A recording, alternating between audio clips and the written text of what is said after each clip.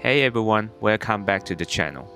In my last video, I built this Raspberry Pi 5 offline AI chatbot, and somehow it got 190,000 views. That's insane. Thank you all so much for the love. But with great views comes great comments.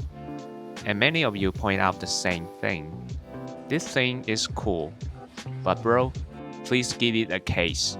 It looks just like a And honestly, yeah, if you brought this to an airport, security would not be impressed. So today I'm giving this offline Pi chatbot a full upgrade.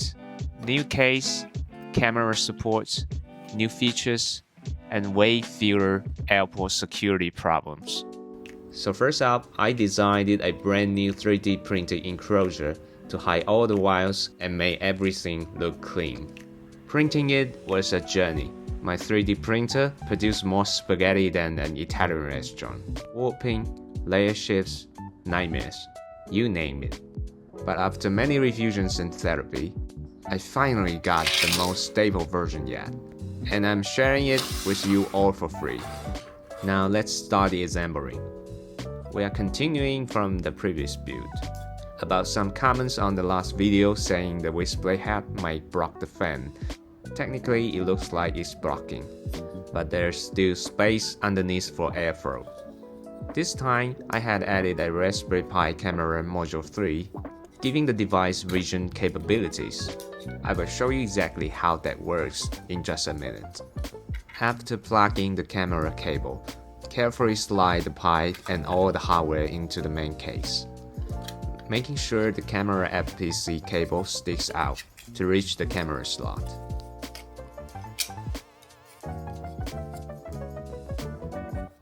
Next, attach the side covers and tighten them with screws.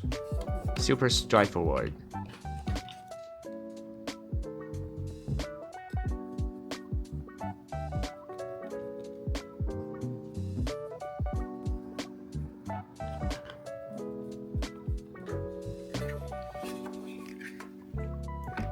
The button is easy to install. Snap the cover onto the button body, then slide it into the side of the main case. Now for the camera parts. Lock the camera module into the front cover.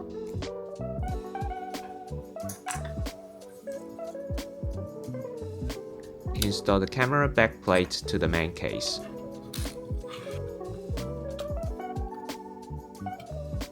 Connect the camera cable.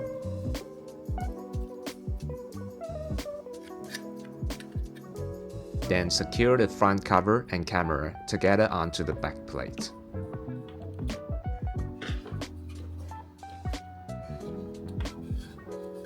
Wait, hold on. Did I just assemble this whole thing without an SD card? Don't panic. I actually designed a little cutout on this enclosure, so you can swap SD card without taking the whole device apart, like a Lego client sense. Alright, before we get into the fun AI stuff, let's set up the software.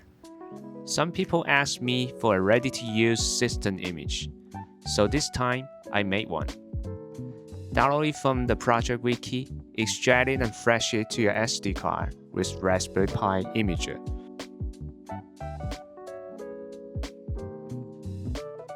And remember the SD card cutout I showed you on the case? Yeah, that's exactly for this. Then turn on the Pi with the Pi Superpower button. And that's it. The whole offline AI chatbot is ready to go. No long installation, no command line battles. Hello. The offline image comes with Qwen 3 1.7b model pre-installed. It even supports 2 cores, so you can try things like adjusting the volume right from the AI. Hello, how can I assist you today? Set the volume to 90%. Volume set to 90%. Tell me a joke. Why did this Scarecrow win an award? Because he was outstanding in his field. Tell me one more. Here's another one. Why did the bicycle fall over? Because it was too tired. Even though we can already chat with you, it still can't use the brand new eye we just installed it. If you want to enable the camera or tweak other settings, you need to SSH into the Pi. Did I just flash the image and completely forgot about Wi-Fi? Yep, sounds about right.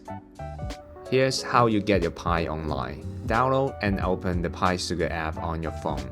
Go to the Wi-Fi config page. You will see your phone's Bluetooth discover a Raspberry Pi. Enter this Pi and you will see some basic information. Now at this point, it's probably not connected to any network. That's normal. Click Wi-Fi config, enter your Wi-Fi SSID and password, then submit. Wait a moment and watch the magic happen. You will see the Pi's info update with the network name and IP. You can use this IP to SSH into your Pi and tweak settings. This Bluetooth Wi-Fi setup is perfect for portable devices, especially if you are taking your Pi on the go. No monitor, no keyboard, no views. Now, let's enable the Pi camera. On your first login, make sure to expand the file system so the Pi can actually use all the space on your SD card. Reboot the Pi and then reconnect and navigate to the Whisplay AI Chatbot folder and edit the .env file. We need to uncommon enable camera and set vision server to Ollama, and then save the file. Since the imaging doesn't include a visual model, we need to download the Qwen 3 VL 2B model in Ollama to enable visual understanding. Then restart the chatbot service. Now you can double-click to enter camera mode and single-click to take a photo. The picture will be saved in the project's data folder. Then you can ask the AI to describe the image. Describe image. Just remember, the offline model needs time to think. It takes about 2 minutes to understand an image, but it works, and your privacy stays 100% local. A light blue and orange Jedi van with Gulf branding and the number 5 sits on a wooden surface. Below it, an orange and white Pi Sugar Whisplay sticker is placed. How is it seeing that much? Okay, let's skip that for now.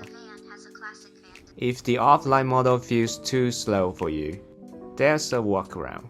You can run Ollama on your computer instead, and then connect the Pi chatbot to your computer. Now I'm running Ollama on my Mac and I have pulled two models, Qwen 3 1.7b and Qwen 3 VL 2b for vision tasks, and also enable network access in Ollama settings. On the Raspberry Pi, I changed the Ollama host to point to my Mac's IP address, and then restart the chatbot service.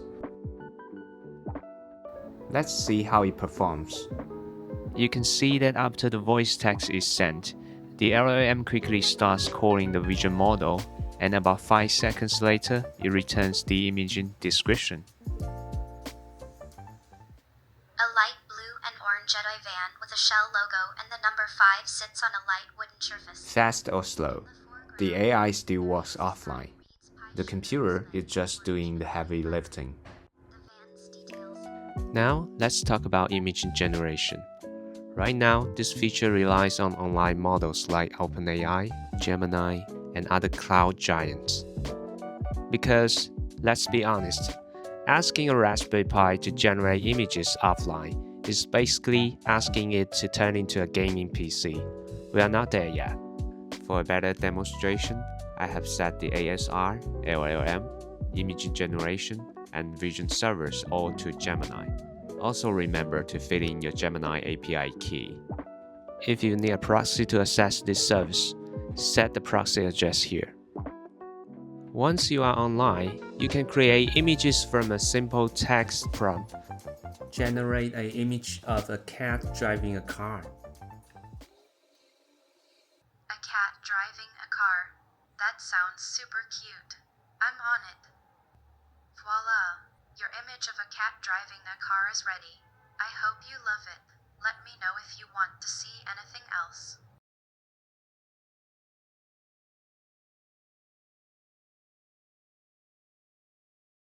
Change the car to a plane. A cat driving a plane. Airplane, that's such a cool idea. Let me get that image ready for you right away. Ta-da!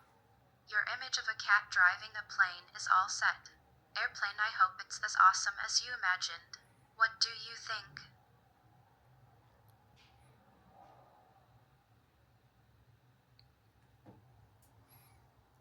Change this image into cartoon style.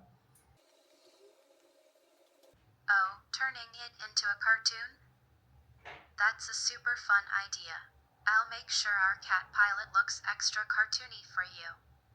And just like that, your cartoon-style image of a cat driving a plane is ready. Isn't it adorable? Let me know if you want any other fun changes.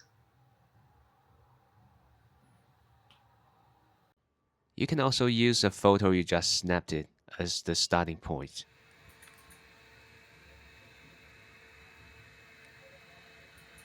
The photo taken by the pie was small and somewhat blurry. Generate some Lego men eating around the table in this image. Ooh, I love that idea. Little Lego men having a meal around a table. How cute. I'm on it. There you go. Your Lego men are now enjoying a lovely meal around their table. Isn't that fun? Let me know if you want to change anything or generate something new. I'm always happy to help. When the model generated a new image, it added the Lego figures as required and also made the image look sharp. Now your tiny pie transformed into a pocket-sized creative studio. All generated images are saved in the project's data folder. And it is not just AI created pictures. This folder also stores the photos you take, plus the chat history from your conversations. So yeah, the chatbot is now cleaner, smarter, more portable, and way less likely to get me arrested.